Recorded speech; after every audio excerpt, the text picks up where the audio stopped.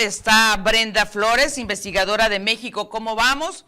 Ya ve usted que nos gusta mucho estar pendientes y sobre todo recibir el análisis de México, cómo vamos, sobre temas que nos impactan de manera importante y cotidiana. ¿Cómo estás, maestra? Buenas tardes. Hola, Soledad, muy buenas tardes. Bien, gracias. Gracias por tomarnos la llamada. A ver, ¿cómo andamos en el mercado laboral de acuerdo a la ENOE? Sí, pues mira, justamente hoy el INEGI nos compartió los datos mensuales de la Encuesta Nacional de Ocupación y Empleo, la ENOE, en la que, pues aunque no preveíamos y no vemos cambios sustanciales, pues sí es importante dar un vistazo a cómo está nuestro mercado laboral. Y pues una de las proporciones más importantes que tú ya misma mencionabas es la informalidad laboral, que sí vemos una tasa por arriba del 55%. Entonces estamos hablando que más de la mitad del empleo en nuestro país es de manera informal. Solo un 44.5% es la proporción de empleos formales. Entonces de ahí ya vemos una problemática pues digna de seguir haciendo énfasis cada que tenemos estos datos. Asimismo, siempre hacemos énfasis en esto, cómo vamos en el dato de la participación laboral, que a nivel nacional es de casi 60%. Pero para los hombres es considerablemente mayor que para las mujeres, mientras que para los hombres es de más de 76%, para las mujeres es de 45%. Es decir, que solo 4 de cada 10 mujeres en nuestro país participan activamente en la economía, ya sea con un empleo remunerado o en busca de este.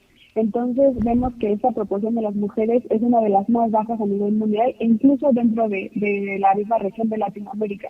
Estamos hablando de una brecha de más de 31 puntos porcentuales entre hombres y mujeres en participación laboral. Entonces esa es otra problemática que pues vale la pena señalar de estos datos de la ENOE. Y también me gustaría mencionar el tema de la subocupación, que son estas personas que tienen la necesidad y la disponibilidad de trabajar más horas de las que lo hacen, en la cual se sitúa en 7.7% de la población. Y aquí lo que estamos viendo es que ya está regresando a niveles prepandemia, que realmente fue un indicador que costó mucho trabajo que se recuperara, porque tuvo un incremento muy abrupto durante la pandemia y seguíamos viendo pues en estos últimos 2 años que no regresaba, y esto nos hablaba de que aunque sí hubiera empleos en nuestro país, pues no eran suficientes ni en tiempo ni en cantidad para las personas para seguir cubriendo sus necesidades más básicas. Entonces, pues sigue siendo alto. Estamos hablando de 4.5 millones de mexicanas y mexicanos que pueden y quieren trabajar más, pero no tienen la oportunidad. Pero pues por lo menos ya vemos ya cerca a los niveles prepandemia. Y ya por último en este tema, pues también vale la pena no solo hablar de las personas que están ocupadas, sino también echar un vistazo a las que no están ocupadas, que conocemos como la población no económicamente activa. En donde se encuentra pues el 40% de la población de 15 años o más. Y ahí pues es normal que haya personas disponibles o no disponibles, es decir, que si les ofreces un trabajo, lo aceptarían o no. Pero ahí lo más importante es que el 81% de 34 millones de personas se encuentran no disponibles. Es decir, que no buscan un empleo y si se les ofreciera no lo podrían aceptar. Pero de esta proporción, estamos hablando que más de 3/4 partes son mujeres. Entonces aquí también nos habla de la problemática de que hay muchas mujeres que están ocupadas en labores del hogar o de cuidados que no pueden incorporarse al mercado laboral.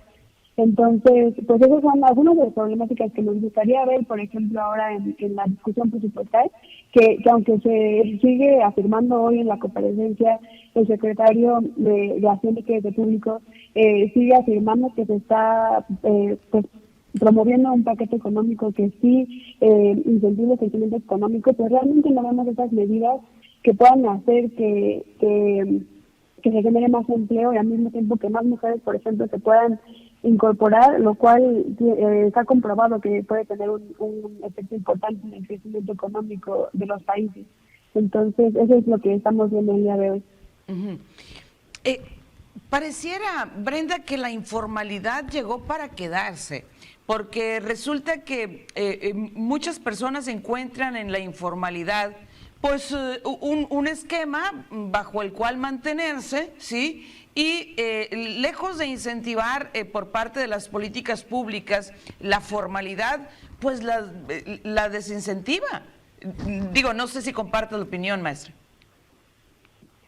Sí, definitivamente vemos una ausencia de medidas que hagan más fácil la incorporación a un mercado laboral formal, así como también mayor oferta de ese tipo de empleos, pero también con mayores facilidades, ¿no? De la gente que crea pequeñas, medianas empresas, que sea mucho más fácil que puedan incorporarse a este sector formal. Entonces ahí es donde vemos pues un rezago en nuestro país, así como por ejemplo en el trabajo doméstico remunerado que estamos viendo pues un estancamiento en medidas que realmente tratan de incorporar a todas esas personas a un sistema en el que tengan protección social, porque sin esta seguridad social a la que no se accede desde la informalidad laboral, pues se tiene mucha más vulnerabilidad aún teniendo un empleo, y es lo que estamos viendo pues en la mayoría de los empleos de nuestro país.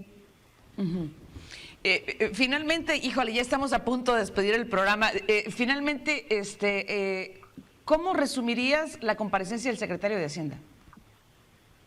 Pues seguimos viendo cuentas alegres que de alguna manera se sigue defendiendo, que se va a crecer, por ejemplo, en el próximo año 3%, lo cual es el límite superior de sus estimaciones. Entonces resulta pues extraño que hayan elegido este parámetro como el que se usa para calcular cuánto dinero se va a recaudar para así poder cumplir con todas las responsabilidades del gobierno.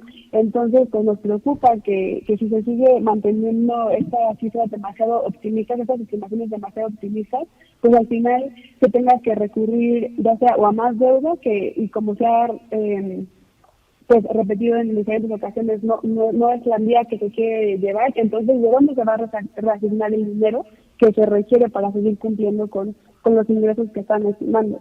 Porque muy probablemente sea de política social, de programas sociales, de salud, de educación, porque no vemos que vaya a pasar algo así, por ejemplo, con los megaproyectos que han sido más favorecidos en los proyectos presupuestarios. Uh-huh. Bien. Pues muchísimas gracias, muchas gracias Brenda, y pues simplemente recordarle a la audiencia que toda esta información y más, por supuesto, se encuentra en la página y en las redes de México Cómo Vamos.